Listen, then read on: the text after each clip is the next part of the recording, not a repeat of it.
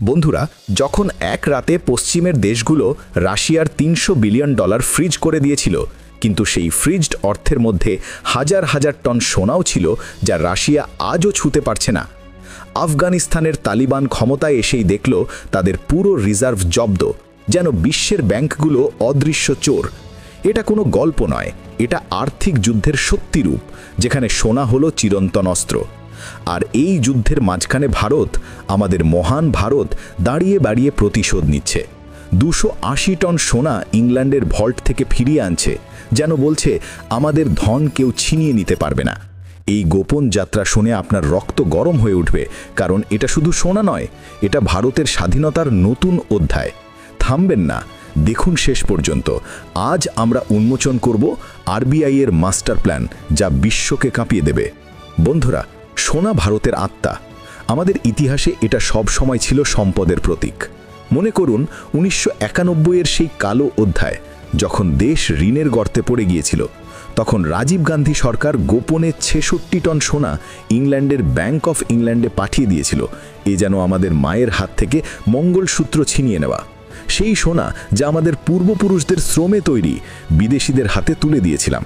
কিন্তু আজ মোদী সরকারের যুগে সেই অপমানের দ্বিগুণ প্রতিশোধ নেওয়া হচ্ছে। অক্টোবর 2024-এ আরবিআই, আমাদের অর্থনৈতিক সেনানায়ক, ধনতেরাসের রাতে 102 টন সোনা লন্ডন থেকে ফিরিয়ে এনেছিল। এ যেন দেবী লক্ষ্মীর আশীর্বাদ। আর তারপর থেকে শুরু হলো অবিরত যুদ্ধ। স্পেশাল বিমান, রাতের অন্ধকারে গোপন কনভয়, ভারতের মাটিতে সোনা ফিরছে। এটা কোনো ছোট খবর নয়, এটা ভারতের পুনর্জাগরণের ঘোষণাপত্র। কিন্তু আপনারা ভাবছেন, এত গোপনীয়তার পিছনে কি লুকিয়ে আছে? কেন ব্যাংক অফ ইংল্যান্ডের ভল্ট একে একে খালি হচ্ছে? এর উত্তর বিশ্বের অন্ধকার মঞ্চে, জিওপলিটিক্যাল যুদ্ধর ময়দানে। রাশিয়া ইউক্রেন সংঘর্ষ, যখন G7 দেশগুলো আর ইউরোপীয় ইউনিয়ন রাশিয়ার পুরো রিজার্ভ ফ্রিজ করে দিয়েছে, যার মধ্যে সোনার বিশাল ভাণ্ডারও ছিল। অপরদিকে আফগানিস্তানের তালিবান ক্ষমতায় এসেই দেখল তাদের অর্থ, সোনা সব জব্দ, যেন বিশ্ব ব্যাংকগুলো হয়েছে অদৃশ্য শিক্ষক। এটা ফিনান্সিয়াল ওয়ারফেয়ার, যেখানে সোনা হলো অজেয় দুর্গ। জার্মানি 2020-তে 300 টনের বেশি ফিরিয়েছে লন্ডন থেকে। তুরস্ক পুরোটা কেড়ে নিয়েছে। Poland 100 ton, Hungary 63 ton. কিন্তু ভারত, আমরা শুধু ফিরিয়ে নিয়ে আসছি না, নতুন সোনার অধিকার করছি। আরবিআই এর মোট গোল্ড রিজার্ভ এখন 880.8 টন, যার মধ্যে 572.8 টন দেশের ভিতরে, যা প্রায় 65%। 4 বছর আগে এটা মাত্র 35% ছিল, এখন দ্বিগুণেরও বেশি। এখন আসুন ভারতের এই বীরত্বপূর্ণ যাত্রার পথ দেখি। 1990-এর সংকট থেকে শুরু, যখন আমরা IMF এর কাছ থেকে 200 টন সোনা কিনেছিলাম, কিন্তু লজিস্টিকের নামে বেশিরভাগ বিদেশে রেখে দিয়েছিলাম। সেই সময় ব্যাংক অফ ইংল্যান্ড ছিল নিরাপদ ভাণ্ডার। কিন্তু আজ কোভিড পোস্ট ওয়ার্ল্ড অনিশ্চয়তার জালে জড়িয়ে আছে। চীন গোপনে সোনা জমাচ্ছে, কেউ জানে না কতটা। সৌদি আরব 20% বাড়িয়েছে ক্রয়। ভেনেজুয়েলা 2011-তে ইউরোপ থেকে ফিরিয়েছে। আর আমরা 2025-এ 64 টন নতুন কেনা যোগ করে ফিরিয়ে আনা। মুম্বাই আর নাগপুরের ভল্ট এখন ভর্তি।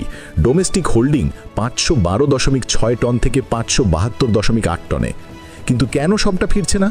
কারণ 290.3 টন এখনও লন্ডনে আর ব্যাংক ফর ইন্টারন্যাশনাল সেটেলমেন্টসে আছে। এটা কুইক কনভার্সনের জন্য।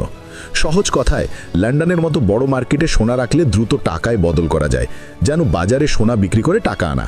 কিন্তু আরবিআই এর গোপন কৌশল, মাত্র 10%, প্রায় 88 টন বিদেশে রাখা, বাকি সব ভারতের মাটিতে। এটা ডলারের দাসত্ব থেকে মুক্তির পথ। এবং এখন আসল বিস্ফোরণ। অক্টোবর 28, 2025-এ প্রকাশিত আরবিআই এর অর্ধবার্ষিক রিপোর্ট বলছে, এপ্রিল থেকে সেপ্টেম্বর 2025-এর মধ্যে 64 টন সোনা ইংল্যান্ডের ব্যাংক অফ ইংল্যান্ড আর BIS থেকে ফিরিয়ে আনা হয়েছে। হ্যাঁ, 64 টন, যা যোগ করে মার্চ 2023 থেকে 274 টন সোনা হয়ে গেছে, কিন্তু 4 বছরের মোট প্রায় 280 টন। এর ফলে আমাদের ফরেন এক্সচেঞ্জ রিজার্ভের 13.92% এখন সোনা, প্রায় $102 বিলিয়ন মূল্যের। সহজ করে বললে, ফরেন এক্সচেঞ্জ রিজার্ভ মানে দেশের জরুরি সঞ্চয়, যা আমদানি রপ্তানির জন্য ব্যবহার হয়। আগে এতে ডলারের বন্ড 70% ছিল, এখন সোনা দ্বিগুণ শক্তিশালী। এই ডি-রিস্কিং অর্থাৎ ঝুঁকি কমানো আমাদের অর্থনৈতিক দুর্গ তৈরি করছে। কারণ যদি কাল ডলার কাঁপে বা স্যাংশন আসে, তাহলে সোনা আমাদের অটুট কবচ হবে। কিন্তু আরবিআই এর গোপন প্ল্যানারের গভীরতা কি? আসুন ধাপে ধাপে খুলে দেখি। প্রথমত, জিওপলিটিক্যাল ঝুঁকি। বিশ্ব এখন যুদ্ধের ছায়ায়। রাশিয়ার অভিজ্ঞতা আমাদের শিখিয়েছে যে বিদেশে সোনা রাখলে সেটা আর তোমার নয়। বিখ্যাত অর্থনীতিবিদ রিতেশ জৈন বলেছেন, আমি দৃঢ়ভাবে বিশ্বাস করি যে এই সাহসী নতুন বিশ্বে যদি সোনা আপনার কাস্টাডিতে না থাকে তাহলে সেটা আপনার সোনা নয়। দ্বিতীয়ত, ডলারের দাপট ভাঙা। আমাদের রিজার্ভে আগে ইউএস ট্রেজারি 70% ছিল, এখন কি? মাত্র 31.4%। বাকিটা সোনায় স্থানান্তর। কেন? সোনার দাম 50% বেড়েছে 2025-এ, প্রতি আউন্স $4,381। এটা আমাদের ইম্পোর্ট কাভার বাড়াচ্ছে, অর্থাৎ আমদানির জন্য 11.8 মাসের সঞ্চয়। আর শুনুন, এই জাতীয় বিজয় নিয়ে বিখ্যাত ব্যক্তিরাও কথা বলছেন। নবরূপ সিং টুইট করেছেন, RBI brings 64 tonnes of gold back from bank of England between March 2025 to September 2025. Repatriation is slow due to BOE's logistical issues, but it's happening nevertheless. Last Dhanteras in 2024, RBI had got back 102 tons. বন্ধুরা, এই সোনার মহাযুদ্ধ শুধু অর্থ নয়, এটা ভারতের মর্যাদা। যখন বিশ্ব ডলারের জালে আটকে, ভারত বলছে আমরা স্বয়ংসম্পূর্ণ। ফাইন্যান্স মিনিস্টার নির্মলা সীতারামন বলেছেন, আরবিআই এর এই পদক্ষেপ একটা খুব চিন্তাভাবনা সহকারে ডিসিশন। বন্ধুরা, এই আরবিআই এর গোপন প্ল্যান শুধু সোনা ফেরানো নয়, এটা ভারতের বিশ্ব অর্থনীতিতে আধিপত্যের প্রথম ধাপ। পশ্চিম যখন ডলারের অস্ত্র দিয়ে হামলা করছে, আমরা সোনার দুর্গ করছি, যা ব্রিক্স গ্রুপকে একত্রিত করবে। চীন রাশিয়ার সাথে আমাদের বন্ধন মজবুত করবে, কিন্তু সতর্কতা দরকার। এখনও 290.3 টন বিদেশে। গিফট সিটির মতো নিজস্ব গোল্ড এক্সচেঞ্জ তৈরি হলে পুরোটা ফিরবে। ভবিষ্যতে যখন সোনা 1000 টন ছাড়িয়ে যাবে, ভারত হবে অর্থনৈতিক মহাশক্তি। এটা আমাদের প্রাচীন ঐতিহ্যের পুনরুজ্জীবন। মহাভারতের যুগ থেকে আজকের ডিজিটাল যুদ্ধ পর্যন্ত ভারত মাতার কি জয়। বন্ধুরা, ভিডিওটিকে ভালো লাগলে লাইক করুন, শেয়ার করুন, যাতে প্রত্যেক ভারতীয় জানে আমরা কত শক্তিমান। সাবস্ক্রাইব করুন, বেল আইকন দিন। পরের ভিডিওতে আরও রহস্য।